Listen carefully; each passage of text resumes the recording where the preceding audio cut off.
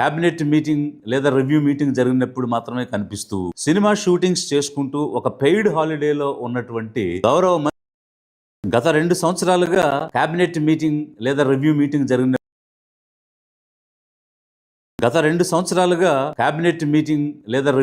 జరిగినప్పుడు మాత్రమే కనిపిస్తూ సినిమా షూటింగ్స్ చేసుకుంటూ ఒక పెయిడ్ హాలిడేలో ఉన్నటువంటి గౌరవ మంత్రి పవన్ కళ్యాణ్ గారు సడన్ గా యాక్టివ్ అయిపోయారు. ఏపీలో, తెలంగాణలో, ఢిల్లీలో మీటింగ్లు పెట్టేస్తున్నారు. ఇక్కడ ఉండి ఢిల్లీ మెడల్ ఉంచుతాం, కేంద్రం మెడల్ ఉంచుతాం అని ప్రగల్భాలు పలుకుతారు. తీరా ఢిల్లీకి వస్తే నోరు మూతపడిపోద్ది, మాట కూడా బయటకు రాదు, వంగి దండాలు పెడతారు అని వారు ఢిల్లీలో అంటున్నారు. ఎవరి గురించి? మీ గురించేనా పవన్ కళ్యాణ్ గారు? చాలా మంది, ముఖ్యంగా మన తెలుగు రాష్ట్రాలు కావచ్చు, కొంచెం దక్షిణాది రాష్ట్రాలు కావచ్చు, మనం ఎక్కువగా వినేది మేము ఢిల్లీ మెడల్ ఉంచుతాం, పక్క పట్టుకొని నేలకు దించుతాం, తడాకా చూపిస్తాం అని దక్షిణాది నాయకులు చాలా మంది చాలా పెద్ద పెద్ద మాటలు మాట్లాడుతూ ఉంటారు. కానీ నిజంగా వాళ్ళు ఢిల్లీకి రాగానే ఆ మాటలు ఎందుకు గొంతులోంచి రావు, పెగలు ఏంటో భయం అనుకుంటా. దక్షిణాది మీద ఉత్తరాది ఆధిపత్యం ఎందుకు ఎందుకు ఎందుకు ఎందుకు అని అరిచి గీపెట్టి గగ్గోల పెట్టి ఉత్తరాది అహంకారం, దక్షిణాది అంటే చిన్న చూపు. ఆ ఉత్తరాది అహంకారం మీద నా పోరాటం. ఇన్ని కోట్ల మంది దక్షిణ భారతీయులకి ఇది భారతదేశం కాదా? ఈ వివక్ష ఎందుకు ఎందుకు ఎందుకు ఎందుకు ఎందుకు ఎందుకు ఎందుకు? అక్కడికి వెళ్లి వంగి వంగి దండాలు పెడుతున్నది మీరే కదా. కనీసం విభజన హామీలు ఏమైంది? ప్రత్యేక హోదా ఏమైంది? స్టీల్ ప్లాంట్ ఏమైంది? దుగ్గరాజపట్నం పోర్ట్ ఏమైంది? మీరు అధికారంలో ఉండి భాగస్వామి అయి ఉండి మీరిచ్చినటువంటి హామీలు, పార్లమెంటు సాక్షిగా పెట్టిన బిల్లులో ఉన్న హామీలు అమలు చేయలేదని ఏనాడు అడగలేదు. అక్కడికి వెళ్లి వంగి వంగి దండాలు పెట్టుకుంటూ మీ గురించి మీరే చెప్పుకుంటున్నారా మిస్టర్ కళ్యాణ్? ఇంత సడన్ గా యాక్టివ్ అయిపోయి ఒక యాక్షన్ ప్లాన్ లో లేని మీటింగ్స్ సడన్ గా పెట్టిస్తున్నారంటే ఎందుకు? అంటే 2 సంవత్సరాలు తిని పడుకున్నది చాలు, ఇక నువ్వు యాక్టివ్ కావాలి, 2028లో తెలంగాణ మనం కొట్టాలి, ఎట్టి పరిస్థితుల్లోనూ దాన్ని క్యాప్చర్ చేయాలని మీ ఇంటికి వచ్చి ప్రధానమంత్రి మోడీ గారు చెప్పినందుక సడన్ గా ఈ యాక్టివిజం? నేను జాతీయవాదం వైపు వెళ్దాము అనంటే నాకు కులం అంటగడుతున్నారు అని జనం మీద మీరు నెపం వేస్తున్నారు. ఎవరు మీకు కులం అంటగట్టారు? కులానికి నన్ను దయచేసి పరిమితం చేయకండి. మీ అందరికి చేతులు ఎత్తి దండం పెడుతున్నాను. దేశం బాగుండాలి, రాష్ట్రం బాగుండాలి, ప్రజలు బాగుండాలని కోరుకుంటే కూర్చోబెట్టి కులం కులం కులం అని చెప్పి కులాన్ని కట్టుకున్నది మీరు, కులాన్ని తాళి కట్టి పెళ్లి చేసుకున్నది మీరు, కులం పునాదుల మీద ట్రాక్ రికార్డు డెవలప్ చేసుకున్నది మీరు. పక్క రాష్ట్రంలో మీలాంటి ఒక సినిమా యాక్టర్ ఈ రోజు జనం చేత ఓట్లు వేయించుకుని సీఎం అయ్యారు. మరి అక్కడ వేసిన ఓట్లు ఇక్కడ వేయకుండా ఉంటారా? ఇక్కడ కూడా మీకు ఓట్లు ఇచ్చి ఉండేవి. కానీ ఎందుకు మీకు ఓట్లు రాలేదు? మీరు కులంతో ఐడెంటిఫై అయ్యారు కాబట్టి, మీ ఫ్యాన్ క్లబ్స్ కులం కాబట్టి, మీ అన్న నుంచి ఫ్యాన్ క్లబ్స్ అదే కమ్యూనిటీ మీకు సంక్రమించాయి కాబట్టి, ఈ ఫ్యాన్ క్లబ్స్ మీ నుంచి మీ అబ్బాయికి సంక్రమిస్తున్నాయి కాబట్టి, రాజకీయాలకు వచ్చిన తర్వాత కూడా మీ ఫోకస్ అంతా కులం మీదే. కాపుల నుంచి ఎవరు సీఎం కాలేదు, కుల భావన పెంచుకోండి, మీరు ఓట్లేయండి చూపిస్తాను అని అన్నది మీరే. ఎవడు మా కులం నుంచి ముఖ్యమంత్రి అవ్వలేదు, మీరు ఓటేయండి అవి చూపిస్తాం. కనీసం ఆంధ్ర భావన ఎలాగో లేదు, కనీసం కుల భావనను తెచ్చుకుని బాగు చేయండి రాష్ట్రాన్ని. కులం గురించి మాట్లాడింది మీరే, కులం జపం చేసేది మీరే. ఏ స్పీచ్ లో అయినా కులం అనేది లేకుండా మీరు ఎప్పుడైనా అడ్రస్ చేయడం జరిగిందా? మొదటిసారి మీరు పోటీ చేసినప్పుడు ఎక్కడ పోటీ చేశారు? గాజువాకలో, భీమవరంలో.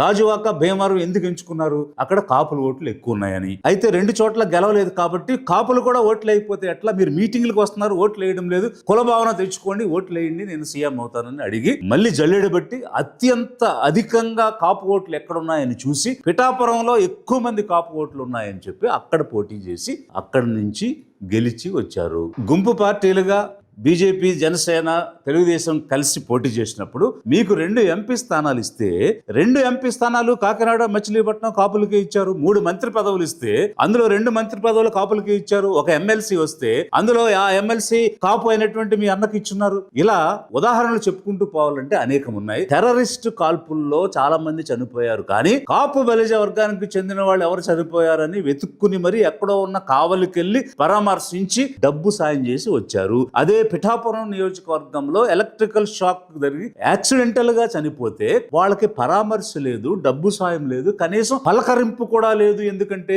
అతను మీ కులం కాదు కాబట్టి. ఇలా చెప్పుకుంటూ వెళితే కుప్పలు తెప్పలుగా ఉన్నాయి. మీ ట్రాక్ రికార్డ్ కులం పునాదుల మీద ఏర్పాటు చేసుకున్నారు అని చెప్పడానికి అనేక రకాల విషయాలు ఉన్నాయి. అందుకనే ఈ రోజు విజయవాడ కృష్ణలంక పోలీస్ స్టేషన్ పరిధిలో సాయి అనేటువంటి వ్యక్తి మిస్ అయిపోయాడు. ఏమైపోయాడు? కనీసం కనీసం ఈ ఉప ముఖ్యమంత్రిగా ఉన్న గౌరవ పవన్ కళ్యాణ్ ఎందుకు స్పందించడం లేదని జనం అడుగుతున్నారు.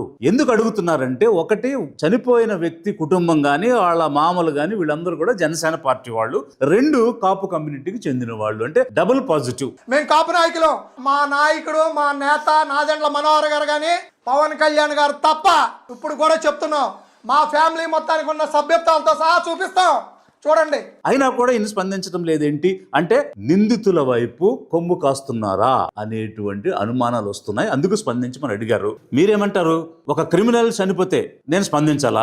క్రిమినల్ కి కాస్ట్ ఏంటి? మరి ఏ కాస్ట్ అని చెప్పి ఈ Vijayawada east constituency Janasena in charge, పేరు కరెక్ట్ గా నాకు తెలియదు, అనిశెట్టి వాసు ఏదో, అతను చనిపోయిన వ్యక్తి కాపే, చంపినవాడు కాపే, అందరం కాపులమే, మనం దీన్ని అడ్జస్ట్ చేసుకుందాం, ఒక 50 లక్షలు డీల్ చేసుకుందాం అని మాట్లాడారని ఆ కుటుంబం వాళ్ళు బయట చెప్తున్నారు. అమ్మిశెట్టి వాసు మా ఇంటికి వచ్చాడు, మా అన్నయ్య దగ్గరికి వచ్చాడు. అన్న జరిగింది ఏదో జరిగింది, పిల్లోడు వస్తాడో రాడో తెలియదు, సిఐ గారు మన కాపుకులం, సిఐ గారిని కాపాడుకుందాం అన్న, మనం ఏ పని అడిగితే చేస్తాడన్నా, మనకి బాగా ఉపయోగపడతాడన్నా అన్నాడు. మరి మీరేమో క్రిమినల్ కాస్ట్ అని, క్రిమినల్ కి కులం ఉండదు సార్, మీరు విడదీసి మాట్లాడుతున్నారు. పిఠాపురం నుంచి హోమ్ మినిస్టర్ మిసెస్ అనితని, నీకు చేత కాకపోతే దిగిపో, నేను హోమ్ మినిస్టర్ శాఖ తీసుకుంటాను, నేను తీసుకుంటే వేరేలా ఉంటుంది అని మీరు అంటారు. నేను హోంశాఖ తీసుకున్నానంటే మనకు పరిస్థితులు చాలా చాలా వేరుగా ఉంటాయి.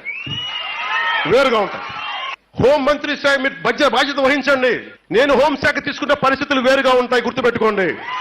భీమవరం డిఎస్పీ నేను చెప్పిన మాట వినడం లేదు, అతను మార్చేయండి, హోమ్ మినిస్టర్ మిసెస్ అనిత అంటారు. భీమవరం డీఎస్పీపై వచ్చిన ఆరోపణలను హోంమంత్రి డీజీపీకి తెలియజేయాలని తన కార్యాలయ అధికారులను పవన్ ఆదేశించారు.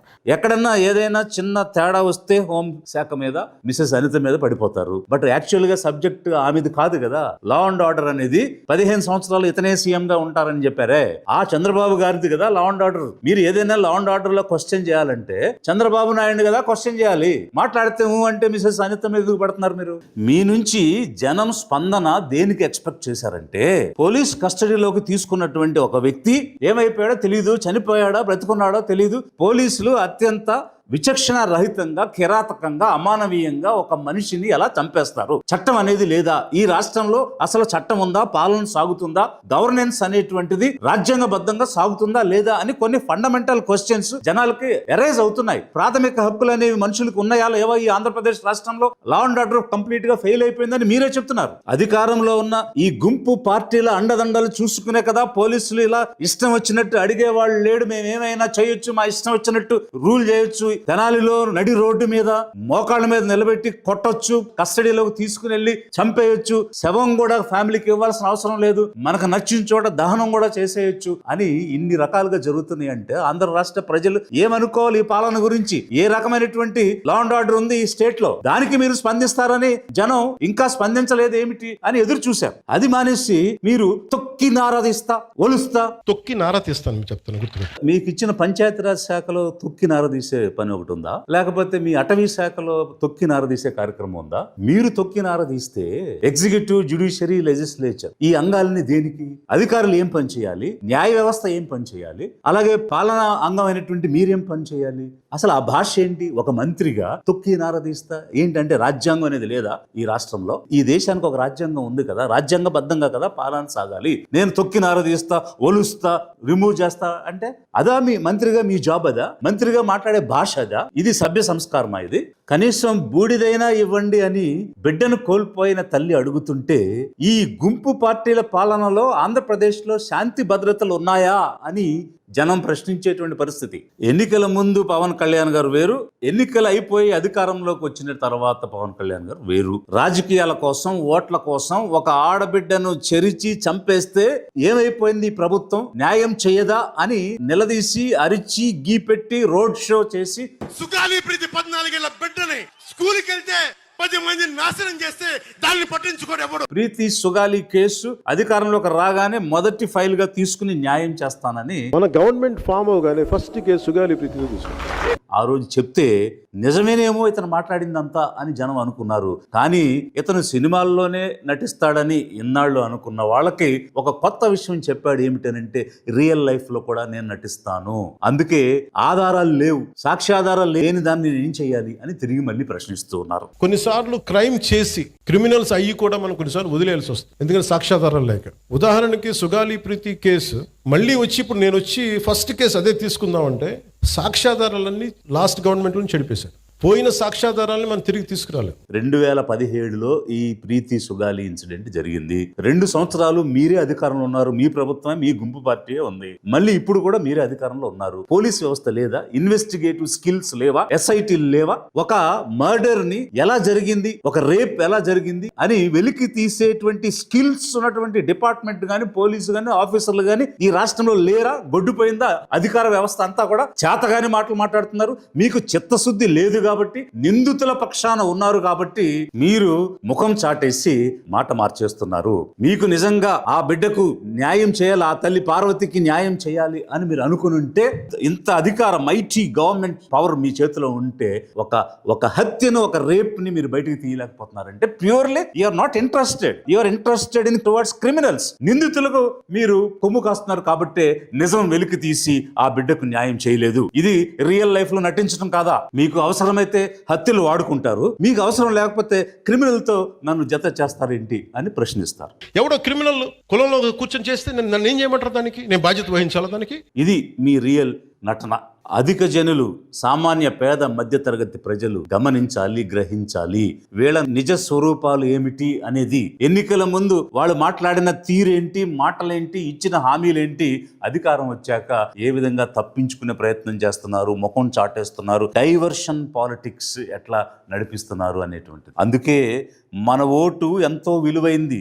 మన ఓటు మన కోసం వాడుకుని మనం అధికారంలోకి ఎలా రావాలి అన్న ఆలోచన అధిక జనం చేయనంత కాలం ఈ రకమైనటువంటి శాంతి భద్రతల విఘాతమే కాదు, చట్టం అనే దానికి విలువ లేకుండా పోవటం అనే కాదు, సామాన్యుడు భద్రతతో జీవించలేనటువంటి పరిస్థితి కనిపిస్తుంది. లిబరేషన్ కాంగ్రెస్ పార్టీ నుంచి జనం తరపున నేను డిమాండ్ చేస్తూ ఉన్నాను. మీ గుంపు ప్రభుత్వం ఏర్పడినప్పటి నుంచి జనరంజక పాలన చేస్తామని చెప్పి అధికారంలోకి వచ్చి జనాన్ని చంపుకుంటూ వెళ్ళిపోతున్నారు. అది తిరుపతియా, లేకపోతే సింహాచలమా, లేకపోతే విజయవాడ, ఇలా అనేక రకాలుగా శాంతి భద్రతలు పూర్తిగా క్షీణించినటువంటి పరిస్థితిలో మీరు శాంతి భద్రతల్ని సరైనటువంటి రీతిలో పునఃస్థాపితం చేయండి. ఇచ్చినటువంటి హామీలు నెరవేర్చండి. గౌరవ ముఖ్యమంత్రి చంద్రబాబు నాయుడు గారిని నేను అడుగుతున్నాను, మీరు 4 సార్లు ముఖ్యమంత్రి కదా, ఒక పోలీస్ కస్టడీలో మిస్సింగ్ లేదా డెత్ జరిగితే మీరు అదే శాఖకు చెందినటువంటి ఆఫీసర్లతో ఎలా ఎంక్వైరీ చేయిస్తారు? ఒక ఏసీపీను, డీసీపీను ఎంక్వైరీ ఆఫీసర్ గా వేస్తారు. ఆ తర్వాత మళ్ళీ అదే శాఖలో ఒక సిట్ ఎట్లా వేస్తారు? బయట ఏదైనా ఒక హత్య జరిగింది, దొంగతనం జరిగింది, దోపిడీ జరిగింది, అలాంటి చోట ఒక సిట్ వేస్తాము. ఫర్ ఎగ్జాంపుల్ వివేకానంద రెడ్డి హత్య, ఒక రైలు దహనం, దొమ్మి, ఇట్లాంటి సందర్భాల్లో సిట్ వేశారంటే ఓకే. బట్ ఇక్కడ జరిగింది, తప్పు చేసింది పోలీసు శాఖ. పోలీసు శాఖ తప్పు చేస్తే పోలీస్ ఆఫీసర్ తో ఎట్లా మీరు సిట్లు ఎంక్వైరీలు చేస్తారు? 4 సార్లు ముఖ్యమంత్రి చంద్రబాబు నాయుడు గారు ఇక్కడ వేయాల్సింది మెజిస్టీరియల్ ఎంక్వైరీ చేయాలి. ఆ శాఖకు సంబంధం లేని వ్యక్తి ద్వారా ఒక రెవెన్యూ ఎగ్జిక్యూటివ్ మ్యాజిస్ట్రేట్ గాని, జ్యుడిషియల్ మ్యాజిస్ట్రేట్ ద్వారా గాని ఎంక్వైరీ చేయించాలి. ఇది ఫండమెంటల్ రూల్ కదా, criminal and civil procedure code లో ఉన్నది కదా. 4 సార్లు ముఖ్యమంత్రి అయినటువంటి మీకు తెలియదా? మీ చుట్టూ ఉన్నటువంటి ఆఫీసర్లైనా మీకు చెప్పలేదా ఇది ఒక మ్యాజిస్టీరియల్ ఎంక్వైరీ చేయించాలని? ఇన్క్వెస్ట్ చేయాలి. ఆ బాడీ ఏమైపోయింది, బాడీ దొరికితే బాడీని ఇన్క్వెస్ట్ చేయాలి, ఆ తర్వాత మెజిస్ట్రియల్ ఎంక్వైరీ చేయాలి. ఈ 2 చేయకుండా మీరు సిట్లు వేస్తే నిజం ఎలా బయటకు వస్తుంది? మేము లిబరేషన్ కాంగ్రెస్ పార్టీ నుంచి డిమాండ్ చేస్తున్నాము, కనీసం డిస్ట్రిక్ట్ జడ్జి స్థాయిలో ఉన్నటువంటి ఒక మ్యాజిస్ట్రేట్ ద్వారా వారి సిట్లో, వారి నాయకత్వంలో మల్టీ డిసిప్లినరీ టీమ్, అందులో కావాలంటే అసిస్టెంట్స్ కి పోలీసులు గాని ఇతర శాఖలు గాని పెట్టుకోవచ్చు. But it should be headed by a magistrate. ఒక మ్యాజిస్ట్రియల్ ఎంక్వైరీ చేయించి నిజాన్ని బయటకు తీసుకురావాలి. తమిళనాడులో ఏ విధంగా అయితే పోలీసులు కిరాతకం వల్ల చనిపోయినటువంటి సందర్భంలో వారికి శిక్ష కోర్టులు విధించాయో ఆ రకమైనటువంటి శిక్ష విధించే విధంగా ఈ న్యాయ విచారణ జరిగి నిందితులకు శిక్ష పడాలి అని చెప్పి లిబరేషన్ కాంగ్రెస్ పార్టీ డిమాండ్ చేస్తున్నది.